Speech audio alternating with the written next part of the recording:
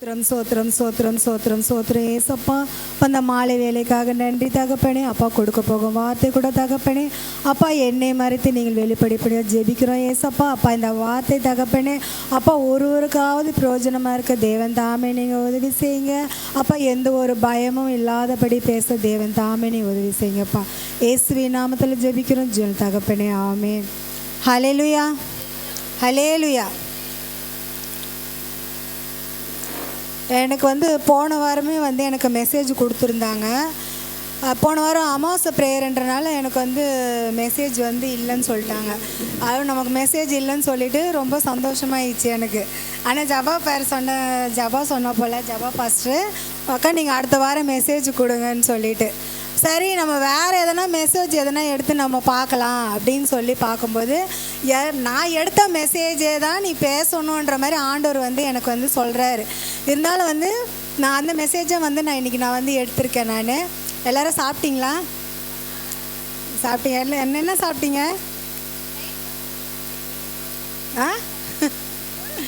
என்ன சாப்பிட்டீங்க? இன்னைக்கு சண்டே இல்லை, இன்றைக்கி என்ன சாப்பிட்ருப்பீங்க எல்லோரும்? எல்லோரும் ஆண்டவர் போஷிச்சிருக்கார். கண்டிப்பாக ஆசீர்வாதமாக நமக்கு பட்னி இல்லாதபடி நம்மளை போஷிச்சிருக்கார். அதனால் நம்ம இன்றைக்கி உணவு வகைகளை பற்றி தான், அதாவது சாப்பாடு பற்றி தான் நம்ம ஆசீர்வாதமாக நம்ம பேச போகிறோம். நம்ம ஆதியாகமம் எடுத்தவங்க வாசிக்கலாம். ஆதியாகமம் 2:16 வரைக்கும் வாசிங்க. தேவனாகிய கர்த்தர் மனுஷனை நோக்கி, நீ தோட்டத்தில் உள்ள சகல விருட்சத்தின் கனியையும் புசிக்கவே புசிக்கலாம், ஆனாலும் நன்மை தீமை அறியத்தக்க விருட்சத்தின் கனியை புசிக்க வேண்டாம், அதை நீ புசிக்கும் நாளில் சாகவே சாவாய் என்று கட்டளையிட்டார். பின்பு தேவனாகிய கர்த்தர் மனுஷன் தனிமையாய் இருப்பது நல்லதல்ல, ஏற்ற துணியை அவனுக்கு உண்டாக்குவேன் என்றார். தேவனாகிய ஆமென் ஹல்லேலூயா. தேவன் நம்மளோட கர்த்தர் என்ன பண்ணி ஏதேன் தோட்டத்தை உருவாக்குனார். அதில் நன்மை தீமையான கனிகளை அங்கே மரங்களை அவர் உண்டாக்குனார். அதில் நன்மைக்கு ஏதுவான கனியை மட்டும்தான் நீங்கள் உண்ணணும், தீமைக்கான கனியை நீங்கள் உண்ணக்கூடாது. உண்ற நாளில் நீங்கள் என்ன ஆவீங்க? சாகவே அப்படின்னு ஆண்டவர் சொல்கிறாரு. இருந்தாலும் ஆதியாகமம் 3:1-13 வரைக்கும் வாசிங்க. கர்த்தர் உண்டாக்கின சகல காட்டு ஜீவன்களை பார்க்கிலும் சர்ப்பமானது தந்திரமுள்ளதாய் இருந்தது. அது ஸ்திரீயை நோக்கி, நீங்கள் தோட்டத்தில் உள்ள சகல விருட்சங்களின் கனியையும் புசிக்க வேண்டாம் என்று தேவன் சொன்னது உண்டோ என்றது. ஸ்திரீ சர்ப்பத்தை பார்த்து, நாங்கள் தோட்டத்தில் உள்ள விருட்சங்களின் கனிகளை புசிக்கலாம், ஆனாலும் தோட்டத்தின் நடுவில் இருக்கிற விருட்சத்தின் கனியை குறித்து தேவன் நீங்கள் சாகாதபடிக்கு அதை புசிக்கவும் அதை தொடவும் வேண்டாம் என்று சொன்னார் என்றார். அப்பொழுது சர்ப்பம் ஸ்திரீயை நோக்கி, நீங்கள் சாகவே சாவதில்லை, நீங்கள் இதை புசிக்கும் நாளிலே உங்கள் கண்கள் திறக்கப்படும் என்றும் நீங்கள் நன்மை தீமை அறிந்து தேவர்களைப் போல் இருப்பீர்கள் என்றும் தேவன் அறிவார் என்றது. அப்பொழுது ஸ்திரீயானவள், அந்த விருட்சம் புசிப்புக்கு நல்லதும் பார்வைக்கு இன்பமும் புத்தியை தெளிவிக்கிறதற்கு இச்சிக்கப்படத்தக்க விருட்சமுமாய் இருக்கிறது என்று கண்டு அதன் கனியை பறித்து புசித்து தன் புருஷனுக்கும் கொடுத்தாள், அவனும் புசித்தான். அப்பொழுது அவர்கள் இருவருடைய கண்களும் திறக்கப்பட்டது. அவர்கள் தங்கள் நிர்வாணிகள் என்று அறிந்து அத்தி இலைகளை தைத்து தங்களுக்கு அரை கச்சுகளை உண்டு பண்ணினார்கள். பகலில் குளிர்ச்சியான வேளையிலே தோட்டத்தில் உலாவுகிற தேவனாகிய கர்த்தருடைய சத்தத்தை அவர்கள் கேட்டார்கள். அப்பொழுது ஆதாமும் அவன் மனைவியும் தேவனாகிய கர்த்தருடைய சந்நிதிக்கு விலகி தோட்டத்தின் விருட்சங்களுக்குள்ளே ஒளித்து கொண்டார்கள். அப்பொழுது தேவனாகிய கர்த்தர் ஆதாமை கூப்பிட்டு, நீ எங்கே இருக்கிறாய் என்றார். அதற்கு அவன், நான் தேவரீருடைய சத்தத்தை தோட்டத்தில் கேட்டு நான் நிர்வாணியாய் இருப்பதினால் பயந்து ஒளித்து கொண்டேன் என்றான். அப்பொழுது அவர், நீ நிர்வாணி என்று உனக்கு அறிவித்தவன் யார்? புசிக்க வேண்டாம் என்று நான் உனக்கு விளக்கின விருட்சத்தின் கனியை புசித்தாயோ என்றார். அதற்கு ஆதாம், என்னுடனே இருக்கும்படி தேவரீர் தந்த ஸ்திரீயானவள் அவ்விருட்சத்தின் கனியை எனக்கு கொடுத்தால் நான் புசித்தேன் என்றான். அப்பொழுது தேவனாகிய கர்த்தர் ஸ்திரீயை நோக்கி, நீ இப்படி செய்தது என்ன என்றார். ஸ்திரீயானவள், சர்ப்பம் என்னை வஞ்சித்தது, நான் புசித்தேன் என்றார். ஆமென் ஆமென். அப்போ கர்த்தர் வந்து என்ன பண்ண நன்மைக்கும் தீமைக்கும் ஏதுவான கனியை தான் அங்கே உண்டு பண்ணியிருக்காரு. அப்போ வந்து நீங்கள் வந்து நன்மைக்கு ஏதுவான கனியை தான் நீங்கள் சாப்பிட்ணுன்னு சொல்கிறாரு. நீங்கள் அதை சாப்பிட்றனால சாகவே சாவா என்று சொல்கிறாரு. ஆனால் அவங்க வந்து என்ன பண்ணுறாங்க, சர்பத்தோட பேச்சை அந்த வார்த்தையை கேட்டு அவங்க என்ன பண்ணுறாங்க, அந்த கனியை சாப்பிட்டுறாங்க. சாப்பிட்டுட்டு அவங்க வந்து நிர்வாணியாக இருக்கிறத வந்து அவங்க உணர்றாங்க.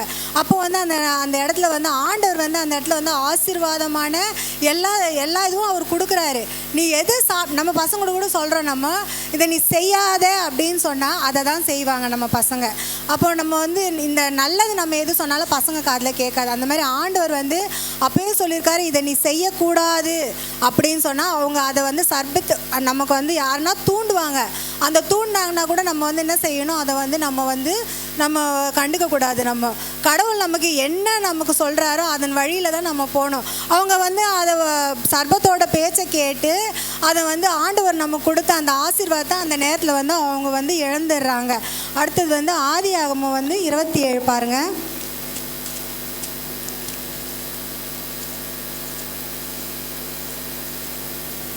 ஆதியாகமம் 27 1 ஈசாக்கு முதிர் வயதானதினால் அவன் கண்கள் இருளடைந்து பார்வையற்று போனபோது அவன் தன் மூத்த குமாரனாகிய ஏசாவை அழைத்து, என் மகனே என்றான். அவன் இதோ இருக்கிறேன் என்றான். அப்பொழுது அவன், நான் முதிர் வயதானேன், என் மரணம் இன்ன நாளில் என்று அறியேன். ஆகையால் நீ உன் ஆயுதங்களாகிய உன் அம்பார துணியையும் உன் வில்லையும் எடுத்துக்கொண்டு வனத்துக்கு போய் எனக்காக வேட்டையாடி அதை எனக்கு பிரியமாயிருக்கிற ருசியுள்ள பதார்த்தங்களாக சமைத்து நான் புசிக்கவும், நான் மரணமடையும் முன்னே என் ஆத்துமா உன்னை ஆசீர்வதிக்கவும் என்னிடத்தில் கொண்டு வா என்றான். ஹல்லேலூயா. ஈசாக்கு முதிர் வயதான அவர் கண்கள் வந்து பார்வை வந்து சுத்தமாக அவருக்கு போயிடுச்சு. அவரை வந்து அவர் வந்து மரணம் அடைகிற டைமில் வந்து அவர் என்ன நினைக்கிறாருன்னா, அவருக்கு பிடிச்சமான உணவு வந்து அவர் சாப்பிட்ணுன்னு வந்து அவர் ஆசைப்படுறாரு. அப்போ மூத்த குமாரனை கூப்பிட்டு என்ன சொல்கிறாரு, கூப்பிட்டு என்ன சொல்கிறாரு, எனக்கு வந்து என்னோடய ஆயுஸ் வந்து முடிகிற காலத்தில் எனக்கு வந்து அந்த ஒரு ஆசை இருக்குது, எனக்கு நல்ல ருசியான பதார்த்தங்களை சாப்பிட்ணுன்னுட்டு, அதனால் நீ வேட்டையாடி கொண்டு வந்து எனக்கு சமைச்சு கொடு அப்படின்னு சொல்லிட்டு அவர் கேட்குறாரு. அப்போ வந்து என் ஆசீர்வாதம் உனக்கு இருக்குது அப்படின்னு சொல்கிறாரு. அப்போ அந்த நேரத்தில் பார்த்தீங்கன்னா 5 வாசிங்க. ஈசாக்கு தன் குமாரனாகிய ஏசாவோடு பேசுகையில் ரெபேக்காள் கேட்டுக்கொண்டிருந்தாள். ஏசா வேட்டையாடி கொண்டு வரும்படி வனத்துக்கு போனான். அப்பொழுது ரெபேக்காள் தன் குமாரனாகிய யாக்கோபை நோக்கி, உன் தகப்பன் உன் சகோதரனாகிய ஏசாவை அழைத்து, நான் புசித்து எனக்கு மரணம் வரும் முன்னே கர்த்தரை முன்னிட்டு உன்னை ஆசீர்வதிக்கும்படி நீ எனக்காக வேட்டையாடி அதை எனக்கு ருசியுள்ள பதார்த்தங்களாக சமைத்து கொண்டு வா என்று சொல்ல கேட்டேன். ஹல்லேலூயா.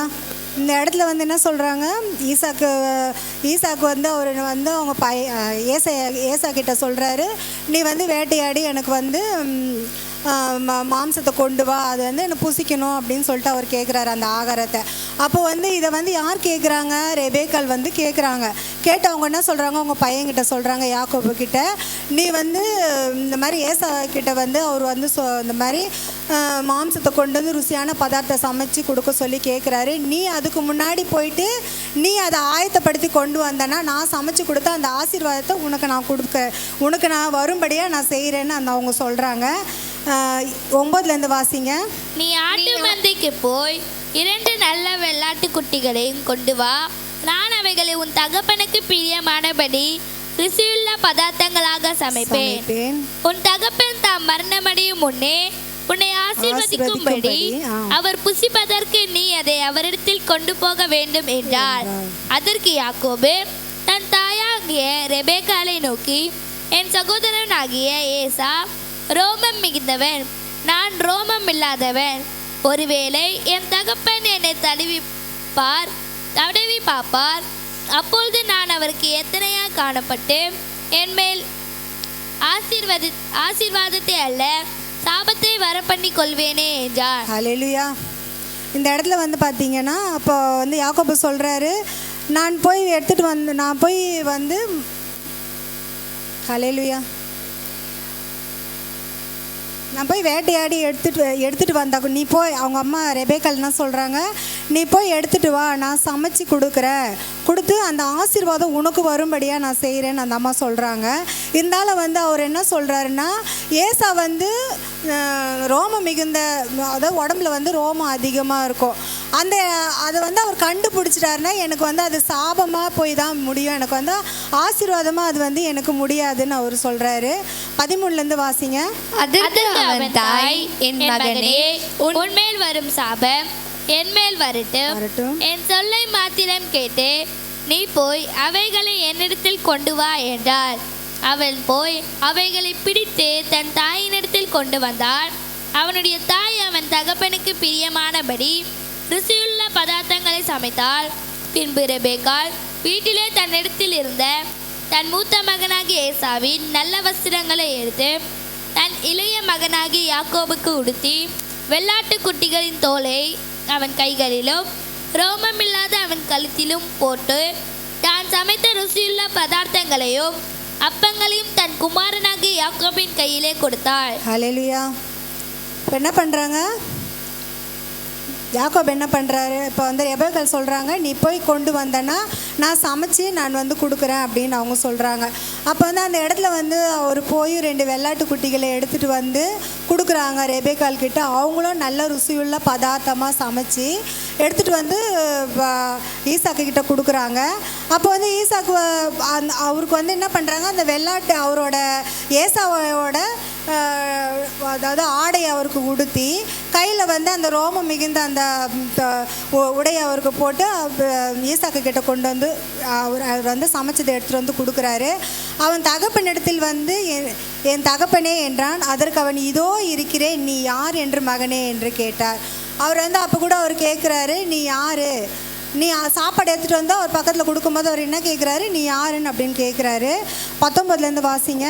அப்பொழுது யாக்கோபு தன் தகப்பனை நோக்கி, நான் உமது மூத்த மகனாகிய ஏசா, நீர் எனக்கு சொன்னபடியே செய்தேன். உம்முடைய ஆத்துமா என்னை ஆசீர்வதிக்கும்படி நீர் எழுந்து உட்கார்ந்து நான் வேட்டையாடி கொண்டு வந்ததை புசியும் என்றான். அப்பொழுது ஈசாக்கு தன் குமாரனை நோக்கி, என் மகனே, இது உனக்கு இத்தனை சீக்கிரமாய் எப்படி ஆகப்பட்டது என்றான். அவன், உம்முடைய தேவனாகிய கர்த்தர் எனக்கு நேரிட பண்ணினார் என்றான். ஹல்லேலூயா. அப்போ என்ன பண்ணுறாங்க, அவன் தகப்பனிடத்துல வந்து என் தகப்பனே என்றான். அதற்கு அவன், இதோ இருக்கிறேன், நீ யார் என்று அவர் கேட்குறாரு. அப்போ கூட கண்ணு தெரியாதப்போ கூட அவர் வந்து கேட்குறாரு. அப்பொழுது யாக்கோபு தன் தகப்பனை நோக்கி, நான் உன் மூத்த மகனை ஏசான்னு சொல்கிறாரு. ஏசா நான் அப்போ வந்து அவர் என்ன சொல்ல, எப்படி இவ்வளோ சீக்கிரமாக வந்து நீ வந்து வேட்டையாடி கொண்டு வந்த அப்படின்னு கேட்குறாரு. அப்போ 20 வாசிங்க. அப்பொழுது ஈசாக்கு தன் குமாரனை நோக்கி, என் மகனே, இது உனக்கு இத்தனை சீக்கிரமாய் எப்படி ஆகப்பட்டது எப்படி என்றார். சீக்கிரமாக ஆகப்பட்டதுன்னு அப்படின்னு கேட்குறாரு. அவன், உம்முடைய தேவனாகிய கர்த்தர் எனக்கு நேரிட பண்ணினார் என்றான். அப்பொழுது ஈசாக்கு யாக்கோபை நோக்கி, என் மகனே, நீ என் குமாரனாகிய ஏசா தானோ அல்லவோ என்று நான் உன்னை தடவி பார்க்கும்படி கிட்டே வா என்றான். யாக்கோபு தன் தகப்பனாகிய ஈசா கண்டையிலே கிட்டே போனான். அவன் இவனை தடவி பார்த்து, சத்தம் யாக்கோபின் சத்தம், கைகளோ ஏசாவின் கைகள் என்று சொல்லி அவனுடைய கைகள் அவன் சகோதரனாகிய ஏசாவின் கைகள் போல ரோமம் உள்ளவைகளாக இருந்தபடியினாலே இன்னான் என்று அறியாமல் அவனை ஆசீர்வதித்து. ஆமென். ஹல்லேலூயா. இந்த இடத்துல பார்த்தீங்கன்னா அவர் வந்து பொய் சொல்லி தான் அவர் வந்து அவங்க அம்மாவும் அவரும் சேர்ந்து என்ன பண்ணுறாங்க, ஏசாவுக்கு அந்த ஆசீர்வாதம் கிடச்சிட போகுதுன்னு சொல்லிட்டு என்ன பண்ணுறாங்க, அது அவங்க அவர் சொல்கிறார், இவ்வளோ சீக்கிரமாக உங்களுக்கு எப்படி வந்து கிடச்சிது இந்த மாம்சம் அப்படின்னு சொல்லி அவர் கேட்குறாரு. ஏன் ஆண்டவர் வந்து எனக்கு வந்து கொடுத்தாரு அப்படின்னு சொல்கிறாரு. அப்போ சமைச்சு எடுத்துன்னு வந்து கொடுக்குறப்போ அப்போ கூட அவர் வந்து இது வந்து யாக்கோபோட வாய்ஸ் வந்து யாக்கோபோட வாய்ஸாக இருக்குது. ஆனால் நீ கிட்ட வாப்பா பார்க்கலான்னு சொல்லிட்டு அவர் தடவி பார்க்குறாரு. தடவி பார்க்கும்போது என்னது, அப்போ வந்து அவரோட உடை வந்து அந்த வாசமும் கையில் வந்து அந்த ரோமமும் அவர் வந்து பார்த்துட்டு அவர் என்ன சொல்கிறார், இது வந்து ஏசா தான் அப்படின்னு சொல்லிட்டு அவர் வந்து அவரே வந்து இது பண்ணிக்கிறார். அப்போ 25 வாசிங்க. அப்பொழுது அவன், என் குமாரனே, நீ வேட்டையாடி கொண்டு வந்ததை நான் புசித்தேன். என் ஆத்துமா உன்னை ஆசீர்வதிக்கும்படி அதை என் கிட்டே கிட்டே கொண்டு வா என்றார். அவன் அதை கிட்டே கொண்டு போனான். அப்பொழுது அவன் புசித்தான். பிற்பாடு திராட்சரசம் அவனுக்கு கொண்டு வந்து கொடுத்தான். அவன் குடித்தான். அப்பொழுது அவன் தகப்பனாக ஈசாக்கு அவனை நோக்கி, என் மகனே, நீ கிட்டே வந்து என்னை முத்தம் செய் என்றார். அவன் கிட்டே போய் அவனை முத்தம் செய்தான். அப்பொழுது அவனுடைய வஸ்திரங்களின் வாசனையும் போது, இதோ என் குமாரனுடைய வாசனை கர்த்தர் ஆசீர்வதித்த வயல்வெளியின் வாசனையைப் போல் இருக்கிறது. தேவன் உனக்கு வானத்து பணியையும் பூமியின் கொழுமையையும் கொடுத்து மிகுந்த தானியத்தையும் திராட்சரசத்தையும் தந்தருள்வாராக. ஆமென். ஹல்லேலூயா. அவன் வந்து தப்பான இதில் வந்து ஆசீர்வாதத்தை வந்து அவங்க அப்பா கிட்ட இருந்து ஏசாவுக்கு கிடைக்கிற ஆசீர்வாதத்தை வந்து யார் பெற்றுக்கொண்டது? யாக்கோபு வந்து அவர் வந்து பெற்றுக்கொண்டார். யாக்கோபு வந்து 33 வாசிங்க. அப்பொழுது ஈசாக்கு மிகவும் பிரமித்து நடுங்கி வேட்டையாடி எனக்கு கொண்டு வந்தானே, அவன் யார்? நீ வரும் முன்னே அவை எல்லாவற்றிலும் நான் புசித்து அவனை ஆசீர்வதித்தேனே, அவன் ஆசீர்வதிக்கப்பட்டவனாகவும் இருப்பான் என்றான். இந்த இடத்துல பார்த்தீங்கன்னா அப்பொழுது 32 வந்து 32 வாசிங்க. அப்பொழுது அவன் தகப்பனாகிய ஈசாக்கு, நீர் யார் என்றான். அதற்கு அவன், நான் உமது மூத்த மகனாகிய ஏசா என்றான். ஆமென். இந்த இடத்துல பார்த்தீங்கன்னா ஏசா வந்து வேட்டையாடி அவரும் வந்து ருசியுள்ள பதார்த்தங்களை சமைச்சு எடுத்துகிட்டு வந்து கொடுக்குறாரு. அப்பொழுது ஈசாக்கு மிகவும் பிரமித்து நடுங்க. அதாவது அந்த இடத்துல அவருக்கு வந்து பயம் வந்துருச்சு. நம்ம வந்து ஏசாவுக்கு தான் நம்ம ஆசீர்வாதத்தை கொடுத்தோம் அப்படின்னு சொல்லிட்டு வேட்டையாடி எனக்கு கொண்டு வந்தானே, அவன் யார்? நீ வரும் முன்னே அவை எல்லாவற்றையும் நான் புசித்து அவனை ஆசீர்வதிச்சிட்டேன் அப்படின்னு அவர் வந்து ஃப்ராட் பண்ணி என்ன பண்ணுறாங்க, அவரை வந்து ஏமாற்றிட்டாங்க. அந்த ஆசீர்வாதம் யாருக்கு போய் சேர்ந்துருச்சு? லாஸ்ட்டில் யாக்கோபுக்கு போய் சேர்ந்துருச்சு. 34 வாசிங்க. ஏசா தன் தகப்பனுடைய வார்த்தைகளை கேட்ட உடனே மிகவும் மனம் கசந்து உரத்த சத்தமிட்டு அலறி தன் தகப்பனை நோக்கி, என் தகப்பனே, என்னையும் ஆசீர்வதியும் என்றான். அதற்கு அவன், உன் சகோதரன் தந்திரமாய் வந்து உன்னுடைய ஆசீர்வாதத்தை பெற்றுக்கொண்டான் என்றான். அப்பொழுது அவன் ஹல்லேலூயா. அப்போ ஏசா என்ன சொல்கிறாரு? ஏசா தன் தகப்பனுடைய வார்த்தைகளை கேட்டுவிட மிகவும் மனம் கசந்தார். அவங்க அப்பா சொன்னாருன்னு சொல்கிறாங்க. அவர் வேட்டையாடி போய் அவங்க அப்பாவுக்கு வந்து ருசியுள்ள பதார்த்தங்களை சமைச்சு கொடுக்கணும்னு சொல்லிட்டு அவர் வந்து முதிர் வயதில் இருக்கிறாரு. அவர் மரணம் எப்போன்னு அவங்களுக்கு தெரியாது. இருந்தாலும் அவர் ஆசையை வந்து நிறைவேற்றணுன்றதுக்காக ஏசா வந்து என்ன பண்ணுறாரு, காட்டுக்கு போய் வேட்டையாடி எடுத்துகிட்டு வர போகிறதுக்குள்ளே அந்த நேரத்தில் யார் வந்து தந்திரமாக வந்து அந்த ஆசீர்வாதத்தை பெறாங்க? யாக்கோபு பெறாங்க. அது வந்து ஆசீர்வாதத்தை வந்து யாரால் இழந்து போகிறாங்க? அவங்க யாரால் அந்த ஆசீர்வாதம் இழந்து போகிறாங்க?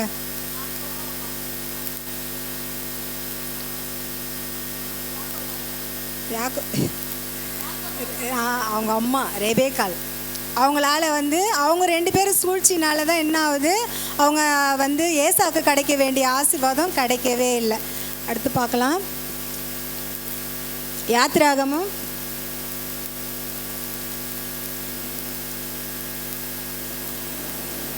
16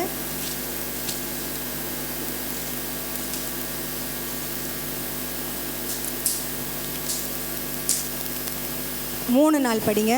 நாங்கள் இறைச்சி பாத்திரங்கள் அண்டையிலே உட்கார்ந்து அப்பத்தை திருப்தியாக சாப்பிட்டு எகிப்து தேசத்திலே கர்த்தரின் கையால் செத்து போனோமானால் தாவிலை இந்த கூட்டம் முழுவதையும் பட்டினியினால் கொல்லும்படி நீங்கள் எங்களை புறப்பட பண்ணி இந்த வனாந்திரத்திலே அழைத்து வந்தீர்களே என்று அவர்களிடத்தில் சொன்னார்கள்.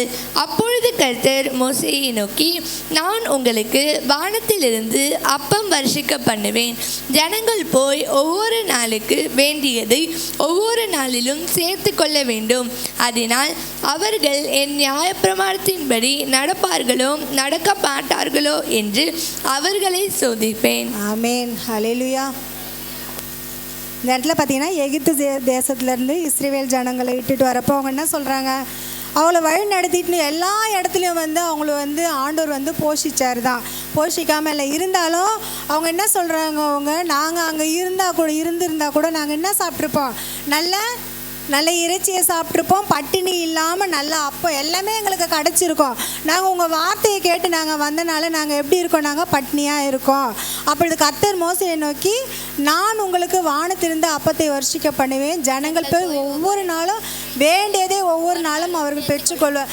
ஆண்டவர் வந்து அந்த இடத்துல கூட அவங்க என்னதான் முறுமுறுத்தாலும் ஆண்டவர் என்ன பண்ணுறாரு, அவங்கள வந்து ஒவ்வொரு நாளும் போஷிச்சுட்டு தான் வராரு. அதிலே வந்து 13-16 படிங்க. சாயங்காலத்தில் காடைகள் வந்து விழுந்து பாளையத்தை மூடிக்கொண்டது. விடியற் காலத்தில் பாளையத்தை சுற்றி பனி பெய்திருந்தது. பெய்திருந்த பனி நீங்கின பின் இதோ வனாந்தரத்தின் மீதெங்கும் உணர்ச்சியான ஒரு சிறிய வஸ்து உறைந்த பனி கட்டி பொடிய தனியாய் தரையின் மேல் கிடந்தது. இஸ்ரவேல் புத்திரர் அதை கண்டு அது இன்னது என்று அறியாதிருந்து ஒருவரை ஒருவர் பார்த்து இது என்ன என்றார்கள். அப்பொழுது மோசே அவர்களை நோக்கி, இது கர்த்தர் உங்களுக்கு புசிக்க கொடுத்த அப்பம். கர்த்தர் கட்டளையிடுகிறார். ஆமென், ஹல்லேலூயா. அவர் 13-16 வந்து அவர் வந்து காடைகளை வந்து வர வைக்கிறாரு. ஆண்டவர் வந்து அவங்களுக்கு எந்த ஒரு பசியும் இல்லாதபடிக்கு சாயங்காலத்தில் காடைகள் வந்து விழுந்து பாளையத்தை மூடிக்கொண்டது. விடியல் காலத்தில் பாளையம் சுற்றி பனி பெய்ந்தது. பெய்ந்திருந்த பனி நீங்கிய பின் இதோ வானத்தின் மீதெங்கும் உருட்சியான ஒரு சிறிய வஸ்து உறைந்த பனி கட்டி பொடிப்படியாய் தலையின் மேல் கிடந்து. இஸ்ரவேல் புத்திரர் அதை கண்டு இது இன்னது என்று அறியாதிருந்து ஒருவரை பார்த்து இது என்ன என்றார்கள். அப்பொழுது மோசே இவர்களை நோக்கி, இது கர்த்தர் உங்களுக்கு புசிக்க கொடுத்த அப்பம். அப்போ வந்து அவர் வந்து எல்லா நாள்லையும் வந்து ஆண்டவர் எப்படி இருக்காரு, அவங்கள வந்து போஷித்து வழிநடிச்சு தான் வராரு. இருந்தாலும் அவங்க எப்படி வந்திருக்காங்க, ஆண்டவரை வந்து அவங்க வந்து சோதித்து பார்க்குறாங்க, முறுமுறுக்கிறாங்க. அந்த இடத்துலயே அவங்களுக்கு வந்து ஆசீர்வாதம் வந்து இழக்குது. யாத்திராகமம் 17-12 பாருங்க. மோசேயின் கைகள் அசந்து போயிற்று. அப்பொழுது அவர்கள் ஒரு கல்லை கொண்டு வந்து அவன் கீழே வைத்தார்கள். அதன் மேல் உட்கார்ந்தான். ஆரோனும் ஊரும் ஒருவன் ஒரு பக்கத்திலும் ஒருவன் மறு பக்கத்திலும் இருந்து அவன் கைகளை தாங்கினார்கள். இவ்விதமாய் அவன் கைகள் சூரியன் அஸ்தமிக்கும் வரைக்கும் ஒரே நிலையாய் இருந்தது. யோசுவா அமலேக்கையும் அவன் ஜனங்களையும் பட்டிய கருக்கினாலே முறியடித்தான்.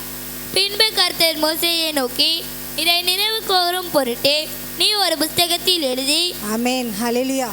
அப்பொழுது ஜனங்கள் மோசேயோட வாதாடி தங்கள் குடிக்கிறதுக்கு என்ன கேட்குறாங்க, எங்களுக்கு தண்ணீர் எல்லாமே தர்றாரு ஆண்டவர் வந்து.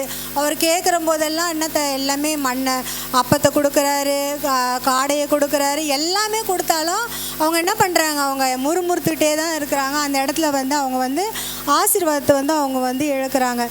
நீதிமொழிகள் 23.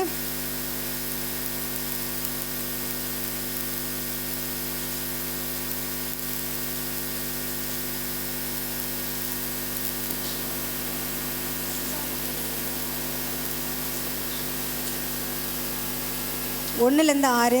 நீ ஒரு அதிபதியோடு போஜனம் பண்ண உட்கார்ந்தால் உனக்கு முன்பாக இருக்கிறதை நன்றாய் கவனித்துப்பார். நீ போஜன பிரியனாய் இருந்தால் உன் தொண்டையிலே கத்தியை வை. அவனுடைய ருசியுள்ள பதார்த்தங்களை இச்சியாதே, அவைகள் கள்ள போஜனமாமே. ஐஸ்வர்யவானாக வேண்டும் என்று பிரயாசப்படாதே, சுய புத்தியை சாராதே.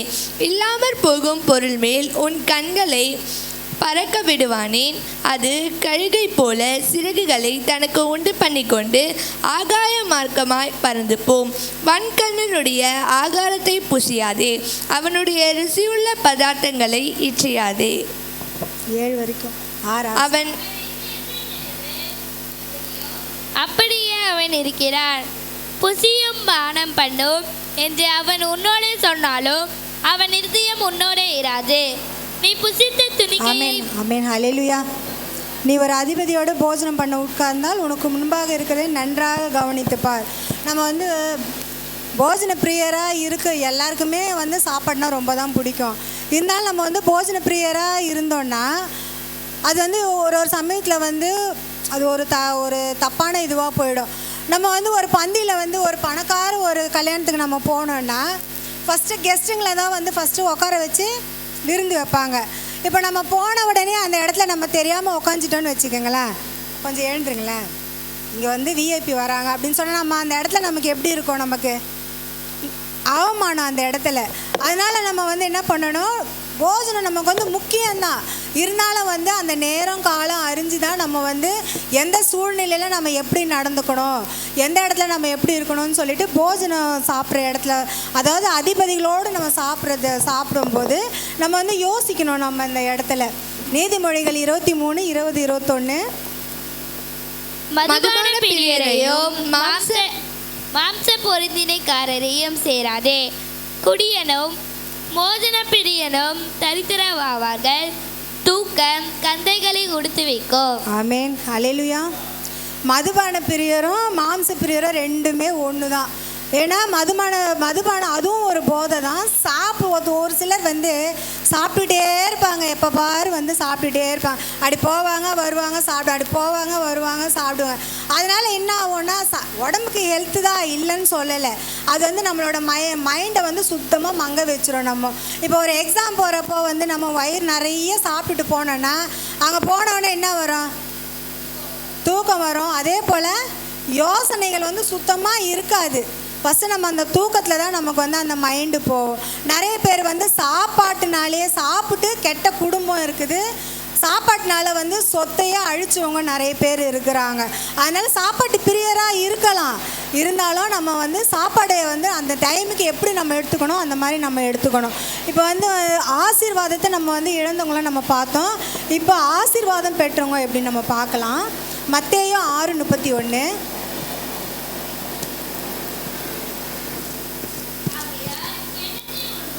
எண்ணத்தை குடிப்போம் எண்ணத்தை உடுப்போம் என்று கவலைப்படாதிருங்கள், இவைகளை எல்லாம் அண்ணானிகள் நாடி தேடுகிறார்கள், இவைகள் எல்லாம் உங்களுக்கு வேண்டியவைகள் என்று உங்கள் பரமபிதா அறிந்திருக்கிறார். ஆமென், ஹல்லேலூயா.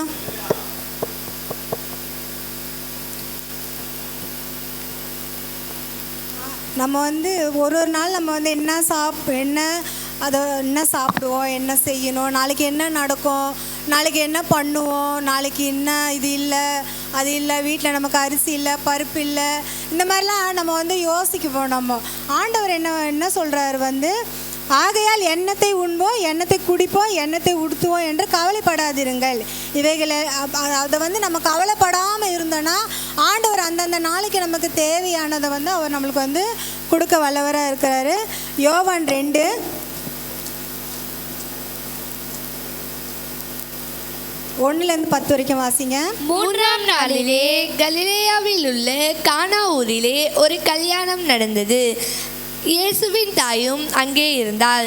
இயேசுவும் அவருடைய சீஷரும் அந்த கல்யாணத்துக்கு அழைக்கப்பட்டிருந்தார்கள்.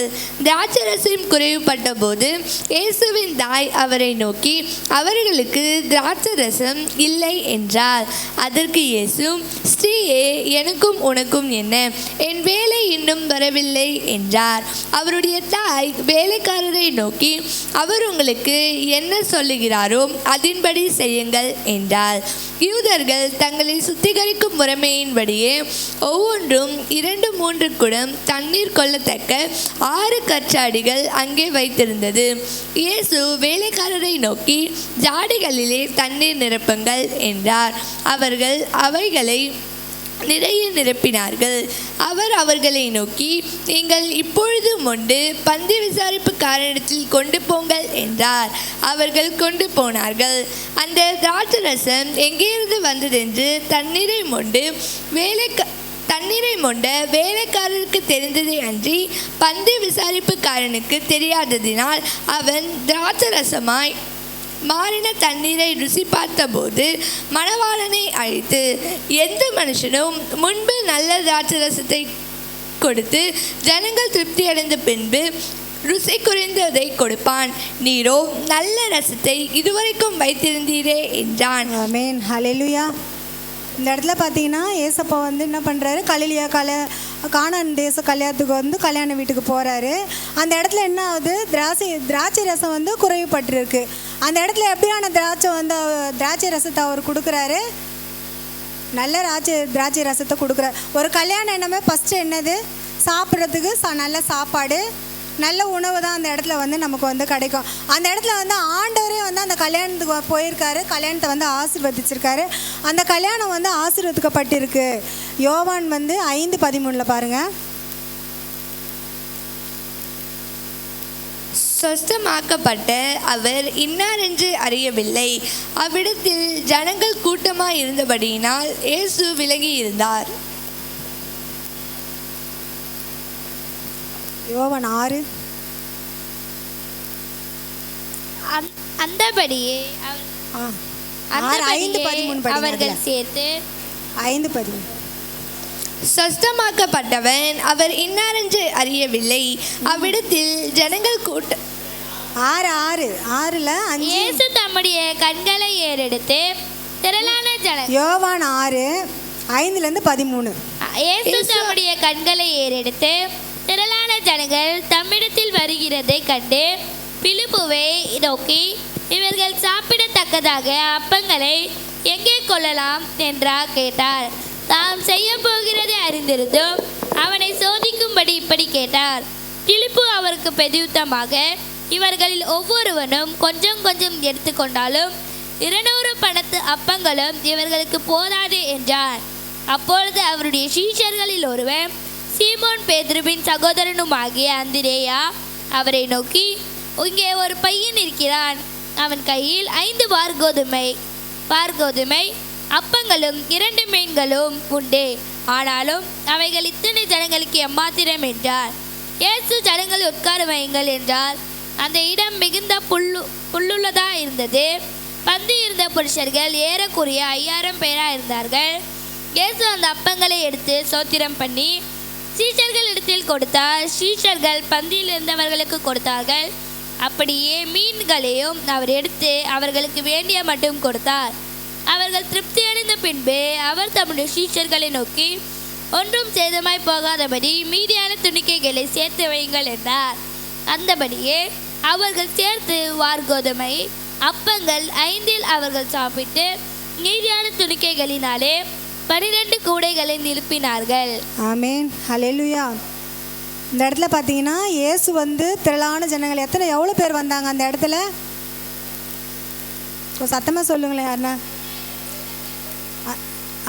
அப்போ வந்து அவங்களுக்கு வந்து ஆகாரத்தை கொடுக்கணும்னு வந்து ஏசப்பா நினைக்கிறாரு. அப்போ ஒரு பையன் கையில் எத்தனை மீன் இருந்தது? 2 மீன். அப்போ வந்து அவர் வந்து அத்தனை பேருக்கும் வந்து அவர் வந்து பங்கிட்டு கொடுத்தாரு. எத்தனை கூட வந்து அவங்க வந்து எடுத்தாங்க லாஸ்ட்டில்? அந்த இடத்துல வந்து அவங்க எப்படி இன்னும் ஆசீர்வதிக்கப்பட்டாங்க இல்லை? ஆண்டவர் வந்து ஆசீர்வாதமான உணவை வந்து அந்த இடத்துல வந்து அவங்களுக்கு வந்து கொடுக்குறாரு. லூக்கா 15:22-23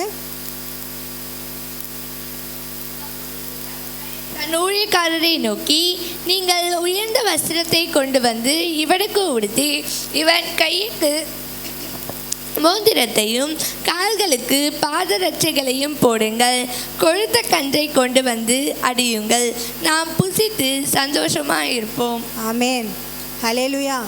பையன் வந்து என்ன பண்ணுறாரு? அவங்க பையன் வந்து ஆசை எல்லாத்தையும் இழந்துட்டு வராரு. வந்தால் கூட இப்போ கூட சாதாரணமாக நம்ம கூட சொல்கிறேன், சாதாரணமாக வந்து நிறைய பசங்க, எவ்வளோ பசங்க வந்து வீட்டுக்கு அடங்காமல் சுற்றிட்டு இருப்பாங்க, குடிக்கிறாங்க, எல்லாம் பாவசையெல்லாம் செய்கிறாங்க. இருந்தாலும் ஒரு தாயானவன் என்ன செய்கிறா? வீட்டுக்கு வந்தோன்னா ஃபஸ்ட்டு மகன் சாப்பிட்ணும் அப்படின்னு தான் ஆசைப்படுவாங்க. அந்த மாதிரி தான் நம்ம ஏசப்பா கூட நம்மளை ஒரு நாளை வந்து நம்மளை வந்து அவர் வந்து பட்னியாக நம்மளை வந்து இருக்க வைக்க மாட்டார். அவன் அவ்வளோ ஆசையை இழந்து எல்லாத்தையும் விட்டுட்டு வந்தாலும் அவங்க அப்பா ஃபஸ்ட்டு என்ன பண்ணுறாரு? பையனை வந்து ஃபஸ்ட்டு வந்து குளிப்பாட்டி நல்லா அலங்கரித்து ஃபஸ்ட்டு என்ன சொல்கிறாரு? அவங்க அப்பா நல்லா காடை அதாவது மாம்சத்தை அவருக்கு வந்து நல்லா சமைச்சு கொடுக்கணும், பையனுக்கு நல்லா திருப்தியாக சாப்பிட்ணுன்னு சொல்லிட்டு தான் அவங்க அப்பா வந்து நினைக்கிறாரு. நீதிமொழிகள் 25:21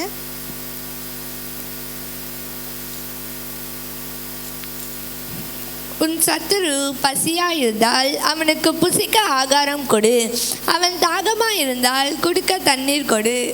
ஹல்லேலூயா. உன் சத்துருக்கள் பசியாக இருந்தால் எப்படி இருக்கணுமா? நம்ம என்ன பண்ணணுமா? ஆகிறதுக்கு அவன் வந்து நமக்கு எவ்வளோ தீங்கு நமக்கு செஞ்சுருந்தாலும் அவன் நம்மளை தேடி வரும்போது இல்லை ஒரு ஆபத்தில் இருக்கும்போதோ நம்மளால் முடிஞ்சவன் நம்ம வந்து எல்லாத்தையும் மறந்துடணும் அந்த இடத்துல. ஏன்னா நம்ம வந்து ஏசப்பாவோட பிள்ளைங்க. நம்ம அந்த இடத்துல என்ன பண்ணோம், உன் சத்துருக்கள் பசியாக இருந்தால் அவனுக்கு புசிக்க ஆகிறதை கூட, அவன் தாகமாக இருந்தால் குடிக்கத்த. ஆமாம், அவன் வந்து எனக்கு வந்து துரோகம் பண்ணியிருக்கான், அவன் வந்து இந்த மாதிரி பண்ணான் அப்படி பண்ணான்னு சொல்லிட்டு அந்த நேரத்தில் வந்து நம்ம வந்து அதை வந்து மைண்டில் வச்சிக்கக்கூடாது. நம்ம வந்து ஏசப்பாவோட பிள்ளைங்க, நம்ம கிறிஸ்துவுக்குள்ளே இருக்கிறவங்க. நமக்கு வந்து சத்ருக்கள் வந்து பசியாக இருந்தால் நம்ம என்ன பண்ணணும், அந்த இடத்துல அவங்களுக்கு ஆகாரத்தை கொடுக்கணும். அவங்க வந்து எதோனா ஒரு ஆபத்தில் இருந்தாலும் நம்ம வந்து உதவி செய்யறோம், நம்ம இருக்கணும். நம்ம அதே பார்த்தீங்கன்னா 1 ராஜாக்கள்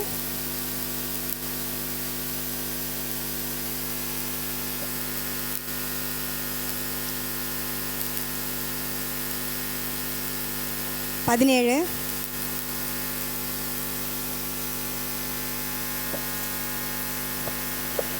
8லேருந்து 16. அப்பொழுது கர்த்தருடைய வார்த்தை அவனுக்கு உண்டாயிற்று. அவர், நீ எழுந்து சீதோனுக்கு அடுத்த சாரிபாத் ஊருக்கு போய் அங்கே தங்கியிரு. உன்னை பராமரிக்கும்படி அங்கே இருக்கிற ஒரு விதவைக்கு கட்டளையிட்டேன் என்றார். அப்படியே அவன் எழுந்து சாரிபாத்துக்கு போனான். அந்த பட்டணத்தின் ஒளிமுக வாசலுக்கு அவன் வந்தபோது அங்கே ஒரு விதவை விறகு பொறுக்கி கொண்டிருந்தாள். அவன் அவளை பார்த்து கூப்பிட்டு, நான் குடிக்கிறதற்கு கொஞ்சம் தண்ணீர் ஒரு பாத்திரத்தில் எனக்கு கொண்டு வா என்றான். கொண்டு வர அவள் போகிறபோது அவன் அவளை நோக்கி கூப்பிட்டு, கொஞ்சம் அப்பமும் உன் கையிலே எனக்கு கொண்டு வா என்றான். அதற்கு அவள், பானையில் ஒரு பிடி மாவும் களையத்தில் கொஞ்சம் எண்ணெயுமே அல்லாமல் என்னிடத்தில் ஒரு அடையும் இல்லை என்று உம்முடைய தேவனாகிய கர்த்தருடைய ஜீவனை கொண்டு சொல்லுகிறேன். இதோ நானும் என் குமாரனும் சாப்பிட்டு செத்து போக அதை எனக்கும் அவனுக்கும் ஆயத்தப்படுத்துகிறதற்கு 2 விறகுகளை பொறுக்குகிறேன் என்றாள். அப்பொழுது எலியா அவளை பார்த்து, பயப்படாதே, நீ போய் உன் வார்த்தையின்படி ஆயத்தப்படுத்து. ஆனாலும் முதலில் அதிலே எனக்கு ஒரு சிறிய அடையை பண்ணி என்னிடத்தில் கொண்டு வா, பின்பு உனக்கும் உன் குமாரனுக்கும் பண்ணலாம். ஹல்லேலூயா.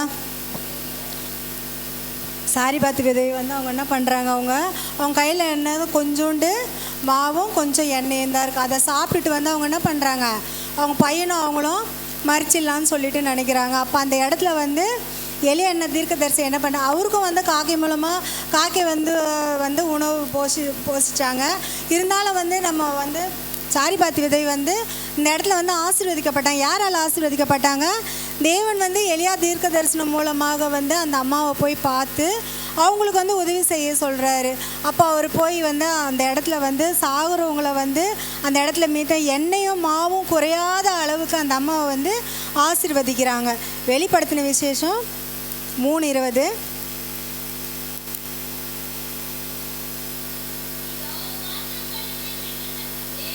ஒருவன் என் சத்தத்தை கேட்டு கதவை திறந்தால் அவனிடத்தில் நான் பிரவேசித்து அவனோட போஜனம் பண்ணுவேன், அவனும் என்னோட போஜனம் பண்ணுவான். ஆமேன். ஹல்லேலூயா. இதோ வாசற்படி நின்று தட்டுகிறேன், ஒருவன் சத்தத்தை கேட்டு கதவை திறந்தால் அவனிடத்தில் நான் அதாவது வந்து அவன் கதவை தட்டுவேன், நீங்கள் கதவை திறக்காதீங்கன்னு ஆண்டவர் சொல்கிறாரு. கதவுன்னா என்ன கதவு? இதய கதவு. நமக்கு வந்து அந்த வந்து இதய கதவுன்னா என்ன, நமக்கு அந்த அதாவது ஹெல்ப் பண்ணுற உதவி நம்ம கண்டிப்பாக நமக்கு இருக்கணும். கிறிஸ்துவுக்குள்ளே இருக்கிறவங்க அவர் என்ன சொல்கிறாரு, நான் வாசற்படியில் நின்று தட்டுகிறேன், ஒருவன் என் சத்தத்தை கேட்டு கதவை திறந்தால் அவனிடத்தில் நான் பிரவேசித்து அவனோட போஜனம் பண்ணுவேன். போஜனம் பண்ணணும் என்ன தான், நம்ம மற்றவங்களுக்கு வந்து பசியாக இருக்கிறவங்களுக்கு நம்ம உதவி பண்ணணும். அதே மாதிரி உடை இல்லாதவங்களுக்கு நம்ம உடை கொடுக்கணும். இந்த மாதிரி நம்ம பண்ணுறனால வந்து நம்ம அவருக்கே நம்ம செய்கிற மாதிரி, அவர் என்ன சொல்கிறாரு, நீ எனக்கே அந்த உதவியை வந்து செய்கிற மாதிரின்னு அவர் சொல்கிறாரு ஆண்டவர். யோவான் 6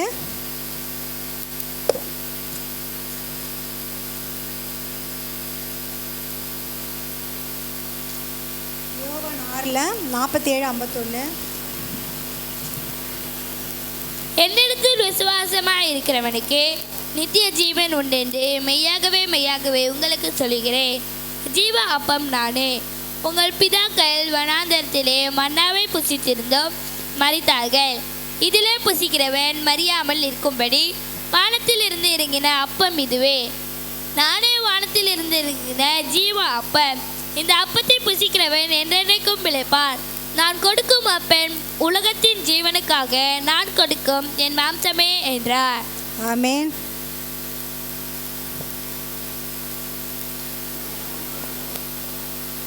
என்னிடத்துல விசுவாசமாக இருக்கிறவனுக்கு நித்திய ஜீவன் உண்டு, மெய்யாகவே உங்களுக்கு அவரே ஜீவ அப்போ நானேன்னு சொல்கிறாரு.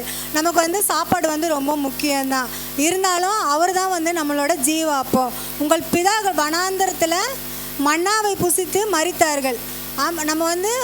நம்ம சாப்பிட்டு மரிக்கிறவங்க. ஆனால் இருந்தாலும் நம்ம தேவனுடைய வார்த்தையின்படி தேவனுடைய சித்தத்தின்படி நம்ம செய்கிறவங்களாம் நம்ம இருக்கணும். நமக்கு சாப்பாடு ரொம்ப முக்கியம்தான். இருந்தாலும் கஷ்டப்படுறவங்களுக்கும் சரி, அவரோட ஆசீர்வாதம் இருந்தால் தான் நமக்கு எல்லாமே நமக்கு எல்லாம் ஆசீர்வாதமாக நமக்கு கிடைக்கும். ஆசீர்வாதம் நமக்கு வேணுமா? எல்லாம் யாருக்கு ஆசீர்வாதம்னா யாருக்கு ஆசீர்வாதம் வேணாம்? எல்லாருக்குமே ஆசீர்வாதம் கண்டிப்பாக வேணும். அதுக்கு நம்ம என்ன பண்ணணும்?